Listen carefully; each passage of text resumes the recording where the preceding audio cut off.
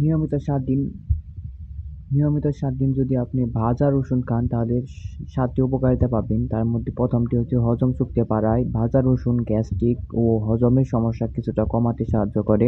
2 number হচ্ছে রক্ত সঞ্চালন উন্নত করে। এতে থাকা সালফার যৌগ রক্ত পাতলা করে এবং রক্তচাপ নিয়ন্ত্রণে সাহায্য করে। এবং 3 নাম্বারে আছে ইমিউন সিস্টেম শক্ত করে নিয়মিত খেলে ঠান্ডা, কাশি ও ভাইরাস প্রতিরোধ ক্ষমতা বাড়ায়। 3 নাম্বার শরীরের প্রদাহ কমায়। জয়েন্টে ব্যথা অথবা শরীরের ভেতরে প্রদাহ থাকলে তা কমাতে ভূমিকা রাখে। এবং 5 নাম্বার হচ্ছে হার্টের জন্য ভালো। ভাজা রসুন কোলেস্টেরল নিয়ন্ত্রণে সহায়ক, হার্ট অ্যাটাকের ঝুঁকি কমায়।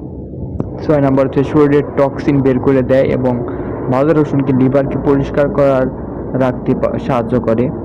শক্তি ও সহনশীলতা বাড়ায়, শরীরের ক্লান্তি কমায় এবং কর্মক্ষমতা কিছুটা বাড়ায়।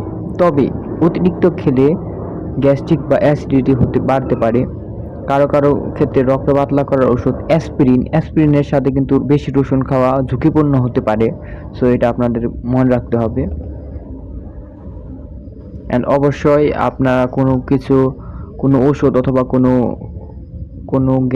কোনো কিছু খাওয়ার আগে আপনারা ডাক্তারের সাথে পরামর্শ করে খাবেন।